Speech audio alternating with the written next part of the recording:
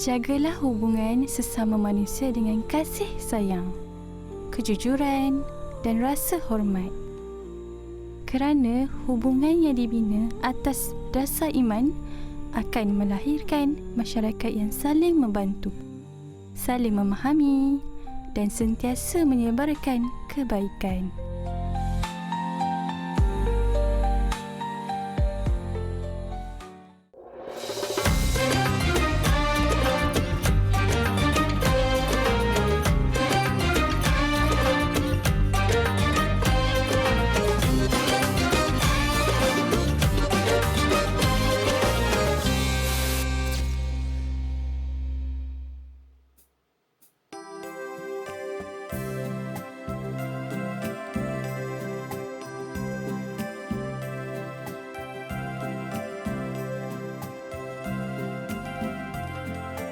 Assalamualaikum warahmatullahi wabarakatuh. Sayup-sayup je dengar dia punya jawab salam tu. Kita cuba sekali lagi boleh? Sekali lagi. Assalamualaikum warahmatullahi wabarakatuh. Itu adalah jawapan salam daripada sahabat Aswaja Kota Damansara yang sama-sama belajar ilmu-ilmu agama, ilmu fardu ain, tak kira usia dan umur. Betul Dan juga kita nak ucapkan terima kasih kepada para penonton setia kita yang menepati janji temu kita setiap hari Selasa.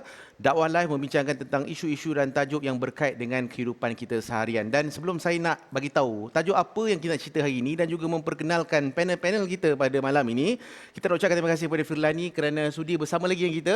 Baju kita matching lebih kurang lah walaupun saya cegah sikit kan. Dan Alhamdulillah hari ini Firlani saya nak bawakan tuan-tuan satu cerita ringkas. Zaman Nabi dulu ada seorang wanita yang terkenal dengan amalan dia. Semayang dia, Quran dia, zikir dia. Sehingga sahabat kata ini ahli syurga ni. Tapi bila sampai pada pendengaran dan pengetahuan Nabi SAW, apa kata Nabi? Itu adalah ahli neraka. Terkejut sahabat. Sahabat tanya, kenapa ya Rasulullah kau sebut ini adalah ahli neraka? Kerana kata Nabi SAW, seluruh pahala-pahala daripada amalan yang kamu lihat itu, semuanya habis, rosak. Kerana lidahnya yang menyakiti jirannya. Maknanya, walaupun kita jaga amal kita, hablum minallah, tapi kita jangan lupa untuk menjaga hubungan kita sesama manusia. Dan itulah tajuk kita pada malam ini. Kita nak cerita tentang jagalah hubungan sesama manusia. Kerana apa? Waspadalah dengan ukapan yang penuh dengan kebencian. Kerana ia mampu untuk memecah belahkan masyarakat dan juga negara. Dan untuk membincangkan tajuk ini, kita nak jemput panel yang pertama. Ustaz yang dalam kategori, kalau kita boleh bagi tema Ustaz handsome lah. Ustaz Kacak kan, kita nak panggil Ustaz Kacak kita pada malam ini, Ustaz Rozi Harun, untuk tampil ke atas pentas.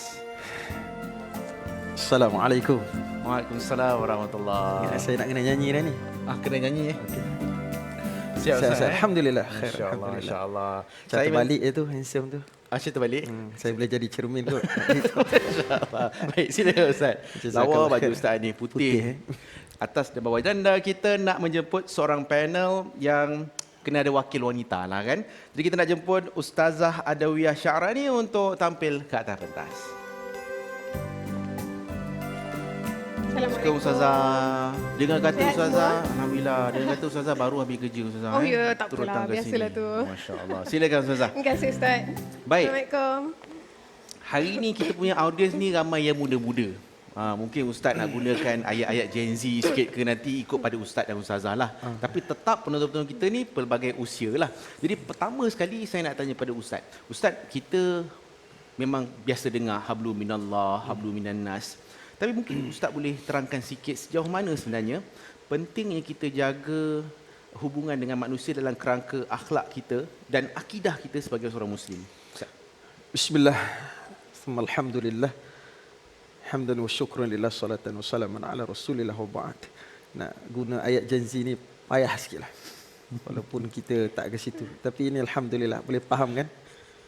Angguk je lah bagi lancar urusan saya. Nak angguk pun payah ni. Terancat sikit perjalanan kita. Ada hablum minallah, ada hablum minan nas.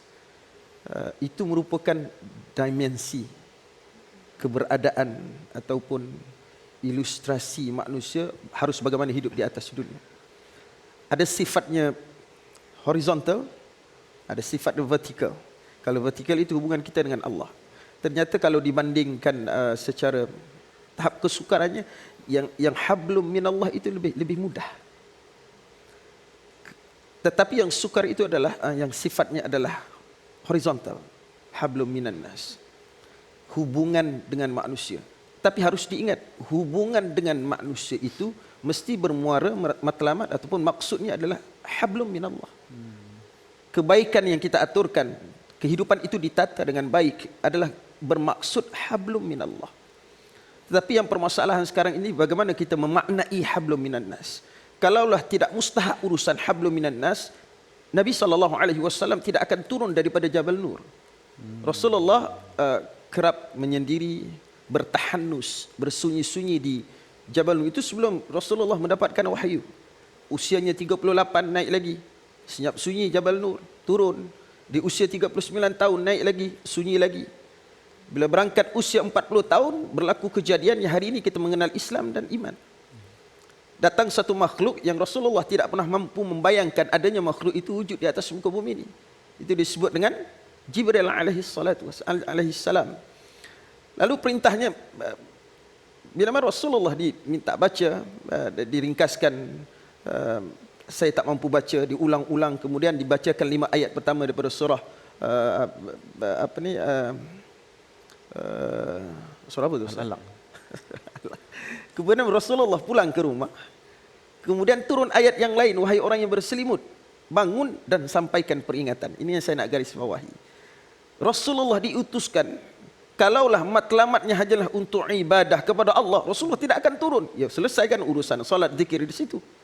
Tetapi kerana ada tanggungjawab yang besar dan kesibukan terbesar Rasulullah 13 tahun di Makkah, disambung 10 tahun di Madinah, kesibukannya adalah kerana menguruskan hablum minan nas. Kerana kesukaran kita yang hidup jauh daripada Rasulullah, itulah hari ini kita bagaimana memaknai hablum minan nas itu. Hadirin yang dimuliakan Allah Subhanahu wa taala. Ternyata Allah berikan isyarat betapa kegagalan terbesar manusia hari ini adalah kerana mungkin daripada satu sisi bagus, solatnya bagus, zikirnya bagus, qiraatul Qurannya rajin, setiap malam dikhatamkan Quran bagus. Tetapi bagaimana Rasulullah memperlihatkan tadi kisah yang baik disebutkan oleh Ustaz Zahar, bagaimana seorang pada pandangan zahirnya itu adalah ahli syurga. Manusia kadang-kadang cuai dalam memberikan penilaian. Tetapi Rasulullah pastinya wahyu daripada Allah untuk memberikan, jangan dipandang zahir. Tetapi bukan itu akar permasalahan. Bagaimana hubungannya dengan jiran tetangga. Ada orang rajin solatnya, tapi tidak memberikan perhatian kepada jirannya. Banyak berlaku, Ustaz. Kita hidup di apartmen dan sebagainya. Nama jiran tak kenal. Banyak. Maka sebab itulah hari ini, bagaimana kita menzahirkan keberagamaan kita itu, terukur tergantung bagaimana kita memberikan kemuliaan kepada orang lain. Tapi nanti manusia bila mana setelah melayari perjalanan waktu di alamul hayah, nanti kita akan sebentar di barzakh sebagai transit. Barzakh itu adalah pendinding penghadang bainal hayah wal mahsyar. Nanti di yaumil mahsyar, Rasulullah dalam satu riwayat mengatakan nanti kebanyakan min ummati, Rasulullah tak sebut kata min ummatil Musa, bukan. Rasulullah kata umatku nanti akan muflis. Kenapa? Orang yang disangkakan banyak salatnya, banyak zikirnya, qiraatul Qurannya, muflis. Kenapa? Tidak mampu menjaga hubungan dengan manusia yang lain. Diperlihatkan. Bahkan saya ingin memberikan kerangka yang lebih tepat. Manusia, Allah memberikan ganjaran syurga yang siap dipersiapkan oleh Allah, luasnya seluas langit dan bumi. Siapa itu? U'iddat lil muttaqin. Perhatikan pada ayat berikutnya. Siapa orang yang Allah siapkan syurga seluas langit dan bumi? Alladzina yunfiquna fis sarra wad dharra. Bukan itu kan keterkaitan korelasi kita dengan manusia? Orang yang senang berinfak, membantu, bantu yang fakir, bantu yang miskin. Ketika lapang mudah, ketika sempit yang sukar. Alladzina yunfiquna fis sarra, itu hubungan hablum minan nas. Yunfiquna fis sarra wad dharra wal kaziminal ghaiz, tahan amarah, jangan berlebihan. Kadang-kadang orang hari ini bukan salah pada marahnya, bukan salah pada sedihnya, bukan salah pada kecewanya, tetapi yang bernatijah kepada dosa dan fahsyat itu adalah apabila larut dalam kesedihan. Apabila larut dalam kemarahan itu. Bukan salah pada marah, tapi marah itu kalau bersandingan dengan cacian dan makian. Kalau marah pada diri, Rasulullah pernah marah? Rasulullah pernah marah. Adakah berdosa pada marah? Tidak. Tetapi dengan marah itu diperlakukan apa? Caci maki, ditulis, segala-galanya dikeluarkan. keluar nama perkataan binatang di situ, sekali-kali dikeluarkan. Bukan salah pada kecewa, tapi kalau dengan kecewa itu salah dalam menyingkapi urusan takdir. Nah, sebab itu alhamdulillah ini persatuannya ahli sunnati wal jamaah. Kita berpegang pada dasar akidah yang benar. Dan satu daripada lunas, satu daripada, kalau disebut dengan rukun iman. Rukun itu juzuk-juzuk. Perhatikan pada yang terakhir itu, percaya kepada qada dan qadar. Manusia itu kalau yakinnya bersulubi ke situ, manusia itu apa pun yang diperbuatkan, ya tenang dalam hidup ini. Kerana qada dan qadar. Nanti kita akan singkapi dengan baik. Keterkaitan akidah sehingga berhujung kepada syariat yang benar. Kalau orang yang hidup sulbinya, hatinya baik, maka apa yang diperbuatkan pasti akan baik kepada manusia. Seluruh gagasan kehidupan yang bermatlamat untuk mendapatkan kebaikan. Kerana manusia hidup di lingkungannya adalah bahagian daripada ujian daripada Allah Subhanahu wa taala. Dalam kerangka itu hablum minan nas. Masya-Allah. Maknanya cerita pasal kesempurnaan iman tu Ustaz, dia tak lengkap kalau hanya di atas sejadah, tapi urusan kita di luar sejadah juga kan. Dan mungkin nak sambung pada Ustazah sebelum kita nak berehat seketika ni tentang macam mana sampai Nabi boleh sebut tak sempurna iman kita ni kalau kita tak boleh nak sayang, nak jaga hubungan dengan orang lain. Padahal kita dah jaga dah kita punya urusan dengan Tuhan ni. By right ikut kepala kita, dah selesai dah urusan iman kita. Ustazah.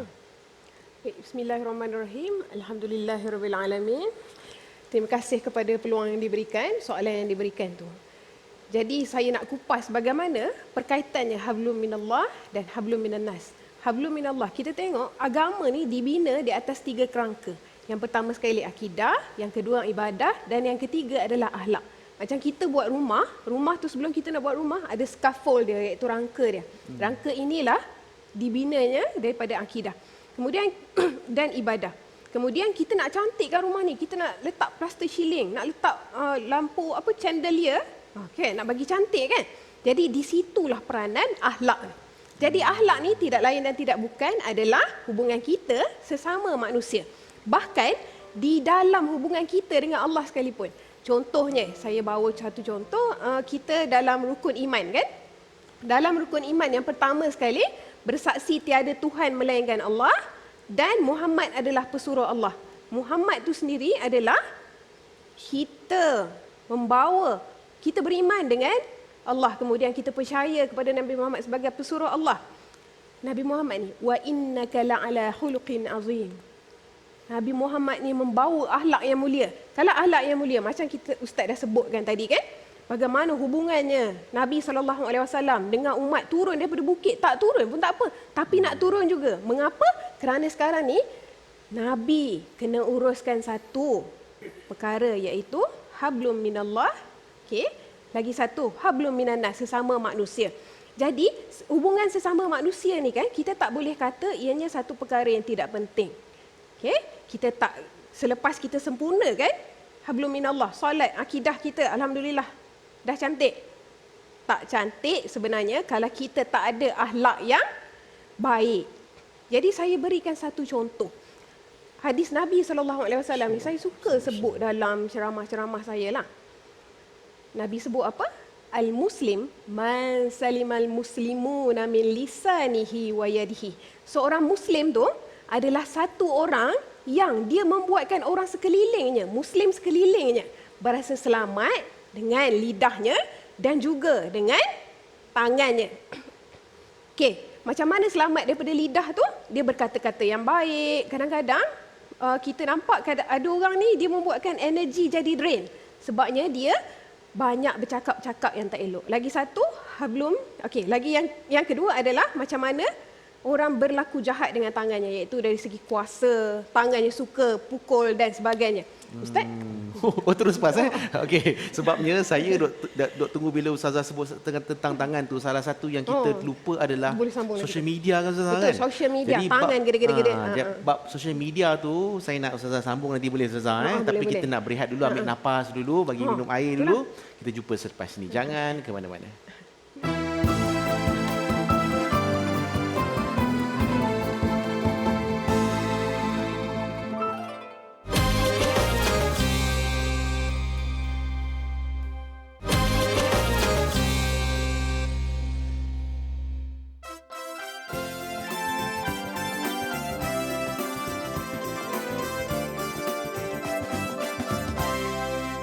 Terima kasih kepada anda semua yang terus kekal bersama dengan kami dalam dakwah lain. Mungkin ada yang baru saja bersama dengan kami. Kita tengah cerita tentang jaga hubungan sesama manusia. Dan tadi Ustazah ada tergantung sikit poin yang saya ingat sangat menarik. Sebab ada orang kadang-kadang dia tak cakap apa-apa pun. Aku duduk diam-diam, aku tak kacau kau, kubur masing-masing, rumah masing-masing. Tapi masih juga menyakiti kerana adanya social media. Betul. Yang dia komen, dia post, dia mention nama dan sebagainya kan. Jadi macam mana Ustazah dalam konteks social media ni, walaupun semakin canggih social media ni, tapi makin jauh manusia sesama mereka, Ustazah? Baik, saya melihat social media ni, dia ada benda yang bagus. Dia ibarat pisau. Dia satu perkara yang bermanfaat, tapi kalau kita misuse dia atau salah guna dia, dia boleh jadi perkara yang bahaya. Okey, berkenaan dengan social media ni, saya melihat masalah ni, dia terbahagi kepada dua. Adanya social media ni menyebabkan kita ni jadi satu generasi yang berpenyakit instant gratification. Ada masalah, cepat nak rasa puas. Jadi bila nampak satu isu tu, geram ni, jadi nak puaskan hati, cepat-cepat tulis komen. Kita kena ingat setiap satu komen yang kita tulis tu akan menyebabkan banyak hati yang terluka kalau kita tak cek kepada 3 perkara. Adakah ianya fitnah? Okey, kalau fitnah ni satu, kita dapat dosa. Satu lagi, kita boleh diheret ke mahkamah. Jadi hati-hatilah. Yang kedua, kita tengok perkara yang kita nak hantar tu ada mudarat ke tak? Ada manfaat ke tak? Kalau tak ada manfaat sekalipun, biarlah jangan ada mudaratnya. Dan yang ketiga, ada hikmah ke tak? Jadi kalau mana-mana jawapan kepada question ni, kepada soalan-soalan ni, tidak. Jadi kita ambil masa untuk bertenang seketika. Fikirkan sekejap kan? Kita perlu ke tak perlu? Perlu ke tak perlu? Okey, sentiasa kita mengingatkan bahawa kita nak menyelamatkan orang sekeliling kita, Muslim-Muslim yang lain daripada kejahatan tangan kita dan juga lidah. Kalau zaman dulu belum ada media sosial, cukup kita sakitkan orang guna lidah kita. Kan? Mengumpat, menghina. Ada orang tu memang, macam saya cakap tadi itulah, berada dengan dia saja dah membuatkan kita menggeletar. Kita tak tahu apa yang dia akan judge kita, apa yang dia akan hakimi kita dan sebagainya. Okay? Yang kedua adalah menyakitkan orang lain menggunakan tangan. Ada orang dia suka tepuk orang, pukul orang. Tapi perkara macam tu jarang menyebabkan kesakitan yang serius berbanding dengan menyakitkan orang menggunakan tangan dan media sosial. Lagi satu tangan ni, saya kena juga explain ni. Menyakitkan orang guna tangan iaitu kuasa. Kuasa ni pun kita boleh tafsirkan dengan tangan juga. Tangan tu pun boleh ditafsirkan dengan kuasa juga. Ada orang dia memang suka menyakitkan orang lain guna kuasa yang dia ada. Kan? Jadinya dia seorang ketua. Jadi dia suka buat orang bawah dia menggeletar. Hari ni aku nak kena hadap apa lagi daripada ketua sekian. Okey, jadi daripada situ telah disuruh kepada kita di dalam surah Hujurat, Allah melarang kita daripada mengata orang, kan, memfitnah orang dan sebagainya. Jadi berhati-hati kita ni dalam mendepani kehidupan di era media sosial ni. Memang susah sebab media sosial tu dia membuatkan kita senang nak bagi respon, kan? Tapi kita ingat, Nabi kata al-muslim man salimal muslimuna min lisanihi wa yadihi. Selamatkan orang sekeliling kita daripada kejahatan tangan dan juga lidah kita. Allahuakbar, Ustaz.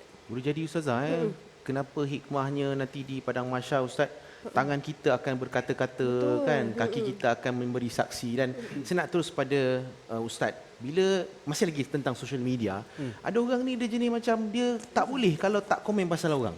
Menggigil tangan dia. Ini hari belum komen lagi pasal artis ni. Ini hari belum cerita lagi selongkar apa penyebab artis ni bercerai. Dan sampai tahap kadang-kadang dia jadi macam, saya terpanggil untuk nak mengulas. Orang tak panggil dia pun. Kan? Kadang, saya ni ramai orang tanya. Tak ada orang tanya dia pun. Tapi dia macam terpaling untuk bagi nasihat, untuk bagi komen. Sehingga kan, mengaibkan orang dan sebagainya. Jadi Ustaz mungkin boleh komen sikit bab situasi sekarang ni di social media. Mudah-mudahan tidak keterlaluan kalau perkataannya di setiap zaman itu ada kegilaannya masing-masing. Dan di zaman itulah wajahnya masyarakat kita sekarang. Itulah keadaan yang harus ditelan. Dan ujiannya tidak mudah. Tapi kalau nak dicari jalan penawar, sudah tiba waktunya untuk kita temukan solusinya. Itu adalah tidak kembali kepada agamanya Allah. Di zaman apapun, di tempat apapun, itulah hebatnya orang yang beriman. Kebergantungan kepada Allah sehingga kan natijahnya diatur petakannya dalam kehidupan, dia memberikan respon dalam hidup dan kehidupannya. dikembalikan kepada tadi. Kenapa manusia begitu? Pahami manusia. An-nas. Tadi hablum minan nas. An-nas itu 241 kali diulang sebut dalam Quran. Bahkan An-nas, kita ada banyak namanya dalam Quran. Ada Basyarun, ada Al-Insan, ada An-nas. An-nas itu, bahkan ada satu surah namanya An-nas. Hafal? Angguk je lah, bagi stres muka kat sini kan. Masya Allah, saya tak tahu kenapa. Apa yang dilihat itu. An-nas itu makhluk yang ada kecenderungan bersosial. Kita suka kerumunan. Kita perlu hidup dengan memberikan respon, kita bereaksi dengan orang. Kenapa suka datang ke TV Al-Hijrah? Kerana ramai orang. Pergi ke pasar, kerana ramai orang. Katalah kalau pasar tu saya punya, tapi saya seorang-seorang pergi kat situ. 1 minit balik. Maka sebab itulah manusia hari ini disebabkan untuk kadang-kadang be visible. Iaitu menyakit orang sekarang. Kerana ingin dilihat, penyakit-penyakitnya datang. Tapi puncanya adalah kalau dikatakan bagaimana keadaan itulah wajahnya masyarakat. Membendungnya itu. Membendungnya adalah kembali kepada hati kita, qalbu. Manusia itu jasad jalan penawar jasad lain. Kita salat, kita puasa, itu yang menguntungkan jasadiah. Kita salat, kita puasa dan kita umrah haji, itu menguntungkan jasadiah. Tapi kalau melatih nafs, jiwa, lain lagi. Kalau melatih jiwa itu adalah bagaimana qillatut kalam, kurangkan bercakap. Ni kita setiap hari Ustaz bercakap, berapa pagi di pejabat bercakap, sini bercakap lagi. Kalau tak ke sini setiap malam pergi kuliah bercakap kita. Ada latihan kita bila mana berbicara dengan orang kita diam. Nyata banyakkan diam itu boleh melatih jiwa. Orang yang bermasalah bukan jasadnya demam, tetapi jiwanya sedang bermasalah. Orang yang sedang ingin mencaci maki orang bukan kerana tangannya sakit ataupun bukan, jiwanya sedang bermasalah. Sebab itulah di dalam Riyadhah para ulama ahli tasawuf mengatakan bagaimana untuk melatih jiwa, kurangkan bicara, kurangkan tidur, kurangkan makan. Ini melatih jiwa kita. Tapi kalau qalbu lain lagi. Qalbu itulah qallaba yuqallibu, sesuatu yang mudah dibolak-balik. Tadinya maghrib, isyak berjamaah. Semua belum tahu, belum tentu. Hari ini terasa saya tak nak caci maki orang. Hari ini bila ada satu kes, laju je. Dan tangan jari kitanya begitu cemerlang menghunus kepada untuk cari salah orang lain. Masalahnya bukan pada orang lain tu, masalah pada kita. Maka sebab itulah kalaulah Rasulullah nak dipermudahkan urusannya. Baik Rasulullah nanti dibangkitkan pada Persia tamadun yang lebih. Tapi Rasulullah ditakdirkan Allah muncul daripada tengah-tengah penyakitnya jahiliyahnya Quraisy. Untuk menunjukkan penyelesaiannya adalah agama Allah. Baik, kalau kita sudah beragama dengan baik, tangan kita akan dijaga dengan baik, lidah dan lisan kita akan dijaga dengan baik. Kalaulah kita ada kecenderungan selalu untuk mencaci maki orang, ya masalahnya bukan tangan kita. Samalah ketika imam istau i'tadilu ketika saf gagal nak dibetulkan, ya salahnya bukan kaki yang sakit, hati yang bermasalah. Kan kalau rapat sangat dikatakan lain pula kan. Jadi tadi Abang Filani dia main muzik, nak joget majlis ilmu. Kan masalah gitu begitu kan. Tak joget lagu tu menarik kan. Nanti ada keluar benda tu. Majlis ilmu lagunya begini. Masya-Allah. Kita tidak akan pernah menawarkan kelazatan makanan yang lain kepada lalat kerana mata lalat memandang kepada keburukan, yang dicari tetap tai. Tapi kalau kita pandang mata lebah, maka dia akan cari tetap madunya. Maka kalaulah pergi pada media sosial, tadi Ustazah sebut itu cuma alat. Apa salah tuan-tuan? Kita jadikan ini sebagai aset akhirat kita. Ini aset akhirat. Sharekan kebaikan. Jangan caci maki orang. Ustaz. Baik, jadi pada tuan-tuan yang tengah berhimpun tu, berhenti kejap type sebab kita nak berehat. Dan kita jumpa selepas ini. Jangan ke mana-mana. Hai orang ramai, sebarkanlah salam, berilah makan, sambunglah silaturahim dan solatlah di waktu malam ketika mana manusia sedang tidur. Nescaya kamu dapat masuk syurga dengan sejahtera dan selamat. Hadis riwayat Ibnu Majah.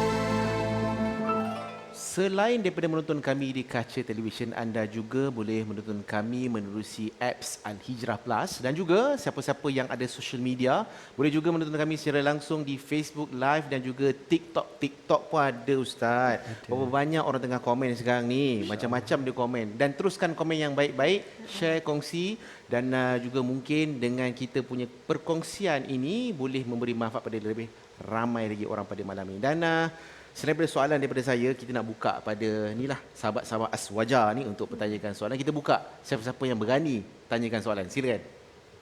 Assalamualaikum. Nama saya Maulidia Firgiar Danar. Saya berasal dari Kota Damansara, dan permasalahan yang saya ingin tanyakan, saya ingin bertanya dengan Ustaz Rozi. Ada kalanya ada orang-orang toksik. Jadi macam mana kita langkah-langkah untuk berhadapan dengan mereka? Baik, bismillah, langsung. Saya alangkan bagusnya kalau saya ada waktu yang panjang untuk jawapan begini. Saya memang berhajat untuk rungkaikan permasalahan ini. Satunya, bila mana ada keadaan ataupun suasana toksik, itu bahagian daripada ujian. Yang memberikan dan juga yang menerima, itu hal yang sama. Tapi kalau kita merasakan kita yang paling terganggu, kita yang paling terhina, kita yang paling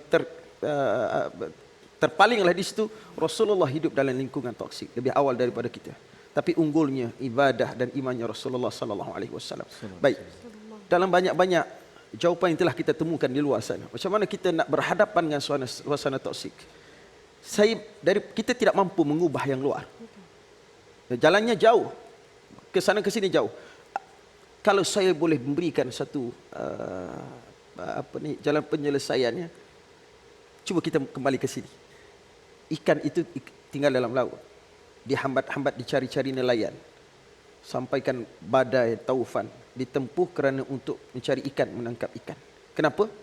Kalau ikan tidak mampu untuk memastikan isinya tawar, maka tidak ada nelayan yang sanggup mencari ikan. Kenapa? Kerana hidup dalam lingkungan air masin, ikan tetap memastikan isinya tetap tawar. Toksik ataupun tidak, bermasalah ataupun tidak, tergantung suasana ataupun diri kita. Tergantung diri kita. Seseorang itu apabila dicaci maki, kenapa? Dia rasa apabila direndahkan, kerana dia merasakan dia tinggi. Kembalikan kepada kita, yang sedang bermasalah itu, kalau ingin muhasabah, diri kita yang sedang bermasalah. Kalau orang nak menjatuhkan kita, kalau kita merasakan kita besar, apabila dijatuhkan, dikecilkan, kita terasa hati.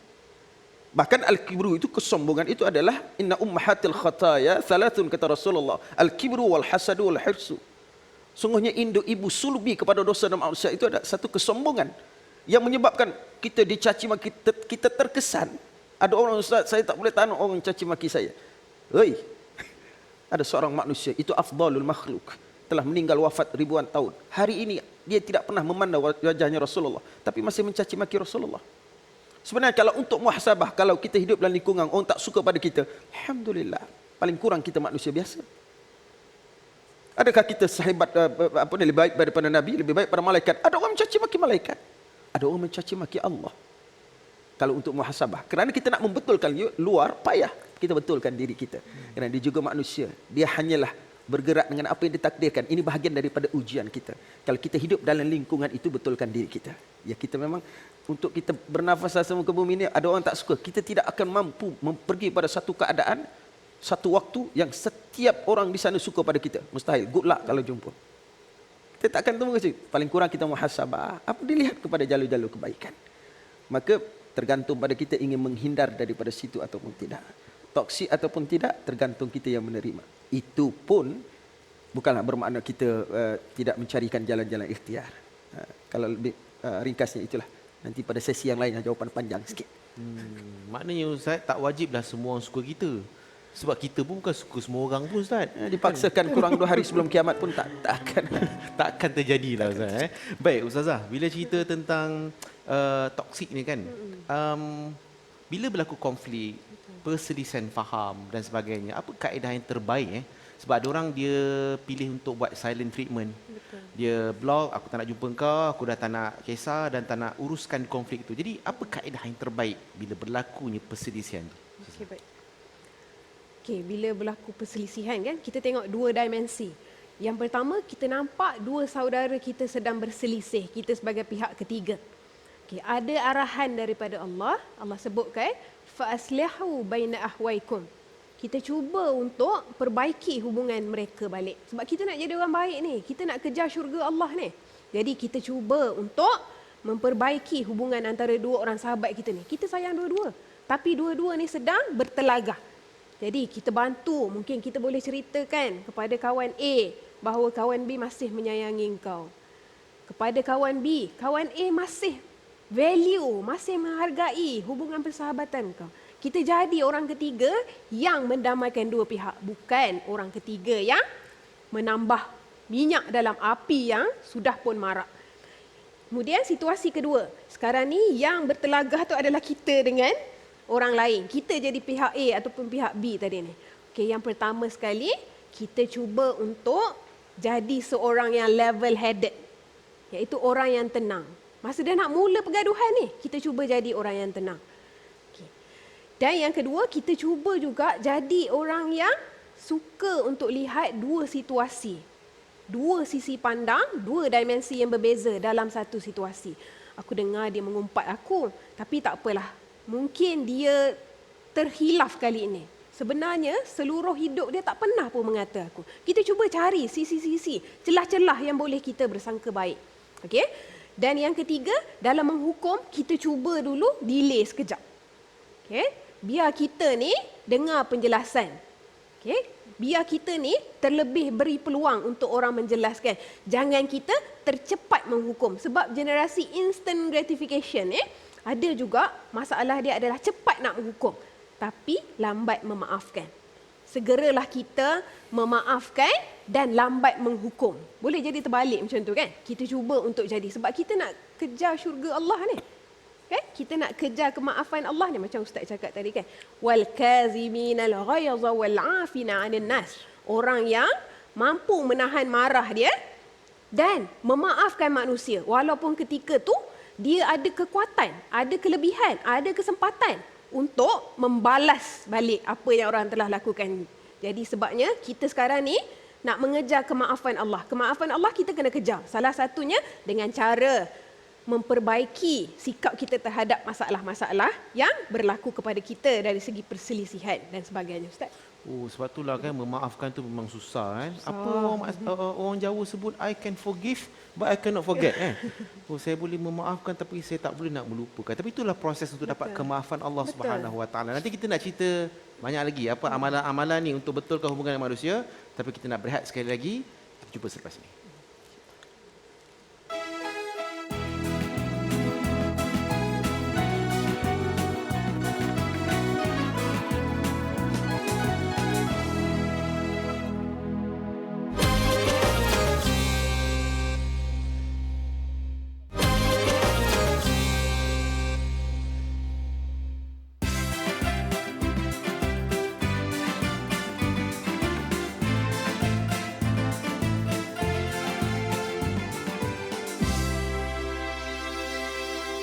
Sedar tak sedar kita dah pun berada di penghujung rancangan dan seperti biasa saya akan ambil peluang ni untuk tanya soalan-soalan yang random pada Firlani lah. Firlani, saya rasa of course lah ada bila kita bina hubungan dengan manusia ni ada benda yang manis, ada benda yang pahit dan sebagainya kan.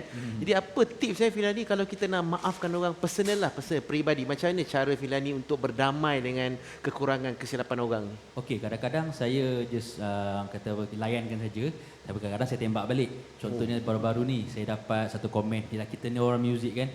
Jadi kita sentiasa diberi komen dalam media sosial, dia kata muzik ni tak ada kebaikan pun, dia kata lara, dia kata kan. Jadi saya reply dengan dia, walaupun hidup 1000 tahun, kalau tak sembahyang apa gunanya. Saya jawab macam tu je. Terus orang tu kata, minta maaf bang. Oh, macam tu Maksudnya kadang-kadang orang judge kita kan. Sebenarnya kita ni kerjaya. Jadi kadang-kadang tu saya cakap, ada sebab kenapa Allah turunkan saya bakat dalam bermain muzik, rupa-rupanya dalam platform dakwah. Betul. Dan dia sangat menghiasi episod kita setiap minggu ni dengan ada Firlani, dengan kita punya audience dan juga panel kita kan. Tepuk sikit untuk Firlani. Cik-cik kat rumah pun tepuk juga walaupun tak dengar. Dan saya ingat kita nak terus pada panel kita dan saya nak mula dulu dengan Ustazah. Jadi Ustazah, apakah kalaulah hari ni kita dah macam insaf lah. rasa macam nak start lah baiki kehidupan aku dengan manusia. Kalau benda pertama sekali yang kita kena buat, apa dia sebenarnya Ustazah? Okey, benda pertama sekali kita nak buat, kalau kita jadi mangsa dalam hubungan sesama manusia yang retak ni, kita adalah mangsa. Susah ni. Tips ni mungkin susah sebab saya sendiri pun saya rasa struggle nak amalkan tip yang saya sedang cakap ni. Iaitu kita bagi tahu diri kita, kita maafkan orang cepat supaya Allah maafkan kita cepat. Suatu hari nanti, di hari perhitungan nanti, kita mahukan kemaafan Allah. Mudah-mudahan kemaafan yang kita beri dalam keadaan hati yang berat ni boleh menjadi hujah kita di hadapan Allah, bahawa satu ketika dulu aku mempunyai kesempatan ya Allah untuk tidak memaafkan rakan aku ni ya Allah, tapi untuk syurga-Mu ya Allah, aku rendahkan ego aku maafkan dia.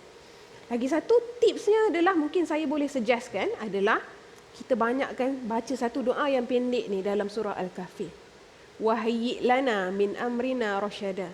Supaya Allah lorongkan kita ni petunjuk. Satu, mungkin Allah boleh lorongkan kita. Kita nak pergi lorong yang penuh dengan konflik, tapi disebabkan adanya petunjuk daripada Allah, Allah lorongkan kita tak menemui konflik tersebut. Kita mahu petunjuk itu di dalam kehidupan kita sampai kita mati. Okay. Lagi satu, doa dalam Al-Quran. Banyak doa-doa dalam Al-Quran kan. Lagi satu doa ni saya suka sangat, tapi mungkin panjang sikit lah. Rabbana ighfir lana wa li ikhwanina allazina sabaquna bil iman. Wala taj'al fi qulubina ghillan lil ladzina amanu. Okey, Tuhan kami, maafkan kami dan juga orang yang beriman sebelum kami.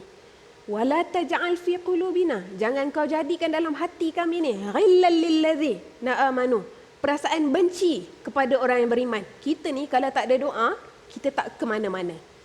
Kita kena sentiasa minta Allah bantu dan pandu kehidupan kita. Sebab kalau kita sendiri nak bantu dan pandu kehidupan kita, kita tidak akan mampu. Tips dari segi psikologi ke apa ke banyak, tapi hari ini kita nak bercakap berkenaan dengan tips dari sudut pandang agama. Okay. Banyak, memang kita ada perkara, ada masa yang kita tak mampu nak maafkan, beratnya nak maafkan. Tapi kalau kita boleh pilih, kita cuba tinggalkan situasi itu. Tapi kalau kita tak mampu ataupun setelah kita berjaya meninggalkan situasi itu, kita banyak doa. Wala taj'al fi qulubina ghillan lil ladzina, supaya Allah buangkan dalam hati kita ni perasaan benci ataupun mudah benci. Okay? Sebab kalau kita tak minta Allah bantu kita, kita tak mudah dengan hasutan syaitan, dengan media sosial yang tak terkawal hari ini. Memang benci itu mudah melekat. Tapi sebab kita, sekali lagi saya nak cakap, kita ni nak kejar syurga Allah. Syurga dan kemaafan Allah ni kena kejar. Wasari'u. Okay? Bekejar-kejar kemaafan Allah ni perlu dikejar. Jadi kita kejar dengan cara paksa diri kita memaafkan dengan ikhlas. Allah alam Ustaz. Masya Allah. Ustaz, bila Ustazah sebut pasal memaafkan ni susah, sebab itulah harga yang perlu untuk dibayar untuk mendapat kemaafan Allah. Salah satu yang menyumbang pada mudah maafkan orang ni, dia datang daripada hati, macam Ustaz sebut tadi, hati yang bersih, tak ada dendam, tak ada benci, iri hati dan sebagainya. Tapi apa formula dia Ustaz untuk kita ni boleh membersihkan hati kita ni? Kerana syurga itu mahal. Mendapatkannya bukan jalan mudah, tapi tidak terlalu sukar. Dia beginilah, kalau kita nak ambil jalan mudah, bagaimana kita memposisikan kerangka sifat dan sikap kita. Sifat adalah nilainya dalaman, sikap yang telah tertajalli di luar. Kalau untuk menjawab sebarang persoalan, untuk menjaga diri kita. Okay, kalau kita berhadapan dengan orang, gunakan dua rumus ini. Kalau kelebihan itu ada pada orang, mudah-mudahan kita tidak iri. Jaga mujahadah hati, bila ada kelebihan pada orang, kita niatkan ataupun kita cuba, jangan kita hasad dengan kelebihan orang. Kalau kelebihan itu ada pada kita, supaya Allah hindarkan, kita jaga hati supaya kita tidak melekat kesombongan dalam diri kita. Mudah, jaga diri kita sudah. Maka sebab itulah, kalaulah nak dicari-cari bagaimana untuk mudah memaafkan kesalahan orang lain, menjaga lisan. Kenapa lisan itu nanti di yaumil mahsyar, di antara panca indera yang lain, yang lebih berat ujian dalam satu riwayat adalah lidah. Kenapa lidah? Berbanding yang lain, tangan, kaki, mata yang lain. Kenapa? Kenapa lidah itu? Kalau lidah sudah berulah, daripada timur, barat ada dapat kesannya. Kalau daripada utara, kesan daripada sekarang musim ni. Sebenarnya kalau kita berinteraksi dengan ini, kita tidak mampu untuk komen segala benda. Sekarang ini bahagian kita kadang-kadang cubalah tawakuf dalam permasalahan. Segala benda nak dikomen. tak tahu hujung pangkalnya. Itu penyakit yang kita tak sedar. Imam Al-Ghazali, Abu Hamid Al-Ghazali mengatakan, bila kita sakit zahir, cepat-cepat kita cari ubat. Tapi manusia saat ini hidup pada zaman, di akhir zaman ini, kalau hatinya bermasalah, jiwa sedang rosak, tenang macam tak ada apa-apa. Tapi jiwa hati yang bermasalah tadi yang nanti hujungnya sukar untuk memaafkan kesalahan orang lain. Bila mana orang lain mendapatkan manfaat, adanya kedengkian, punca pada sihir, pukau. Datang daripada mana? Hasadu. Banyak orang hari ini senang dengan menari-nari di atas tangisan orang lain. Kalaulah ada satu kebaikan, kebaikan itu milik kita. Kalau ada satu orang yang kaya, kaya itu kita yang layak. Segala-galanya dipandukan kita. Sebab itulah bila mana kita berbicara, hablum minallah itu diukur sebagus mana kita dengan hubungan sama manusia. Maka sebab itulah keseimbangan cantiknya agama kita, kesempurnaan agama kita. Allah tidak memandang dalam ayatul Quran, bahkan di dalam sabdaan Nabi SAW, Rasulullah banyak memberikan keteladanan bagaimana untuk kita berbaik sesama manusia. Kalau hubungan dengan Allah, Allah Al-Ghafurur Rahim, Allah Ar-Rahmanur Rahim. Allah itu maha pengasih, maha penyayang. Taubat segunung besar maksiat dosa kita, astaghfirullah, selesai insya-Allah tulus ikhlas. Tapi ingat, apabila ini sudah berulah, hasil rosaknya di sini, masya-Allah, seluruh keturunan kita akan mendapat bahananya. Bila diri ingin terpandang, jauhi kata tinggi melambung, jauhi sifat ayam di kandang, bertelur satu riusa kampung. Kalau tunggu sambung, subuh kami kat sini. Maka sebab itu, Masya Allah, apa yang Allah hadirkan ujian, bukankah untuk sebuah jawapan bagaimana hati kita saat ini, bila mana tangan kita tak mampu ditahan daripada mencaci maki orang, mengalamatkan keburukan pada orang yang sedang bermasalah, bukan jarinya, yang sedang sakit tenat itu hatinya. Jaga hubungan. Bagaimana kita tidak mampu menjaga hubungan sama manusia, itu petanda rosaknya hubungan kita dengan Allah. Sudah ada kesempatan untuk berbaik kepada manusia, insya-Allah. Masya Allah, rasa macam tak puas. Banyak lagi soalan saya nak tanya ni, walaupun dah tak ada dah dalam skrip ni, dah tak ada habis dah soalan. Lain kali dah Ustaz. Dan kita nak ambil ruang dan peluang ni untuk nak bagi ruang pada Ustaz untuk pimpin bacaan doa buat kami malam ni, insya-Allah kurang lebih seminit. A'udzubillahi minasyaitonirrajim. Bismillahirrahmanirrahim. Alhamdulillahi rabbil alamin. والصلاة والسلام على رسول الله وعلى آله وصحبه أجمعين. يا الله يا رحمن يا رحيم. Ya Allah, tuntunilah hati kami, hati yang senantiasa berhajat kepada kebaikan. Dengan kebaikan hati itu, Ya Allah, menjauhkan lisan kami daripada mencaci maki orang, Ya Allah. Senantiasa mencari kebaikan yang bermatlamat kepada ridha-Mu, Ya Allah. Kami hidup untuk-Mu, Ya Allah, dan akan dikembalikan kelak nanti kepada-Mu jua, Ya Allah. Rabbana ighfir lana dhunubana wa israfana fi amrina wa thabbit aqdamana وانصرنا على القوم الكافرين وصلى الله على سيد المرسلين وعلى آله وصحبه أجمعين والحمد لله رب العالمين. Amin, amin. Ya Rabbal Alamin. Terima kasih kita nak ucapkan kepada Ustaz Rozi Harun, kepada Ustazah Adawiyah, dan juga kepada semua penonton-penonton kita di TV dan juga di studio Sabah Aswaja Kota Damansara. Satu yang saya nak tinggalkan buat tuan-tuan, petikan dan pesanan daripada seorang ulama. Kata ulama, ketika ibadah dan amalan kita tidak dapat menjemput keampunan Allah, apa Allah buat?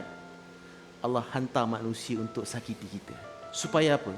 Supaya bila kita boleh maafkan orang yang sakiti kita itu, Allah ampunkan kita. Rupa-rupanya, tajuk utama bukan siapa yang menyakiti, tapi Allah yang sudi untuk mengampuni. Saya tinggalkan tuan-tuan dengan Firlani untuk menutup tirai dakwah live pada malam ini. Assalamualaikum warahmatullahi wabarakatuh. Waalaikumsalam. Daripada kita mencari musuh-musuh, lebih baik kita cari teman-teman yang sejati yang boleh memimpin kita, membawa kita ke akhirat kelak, insya-Allah.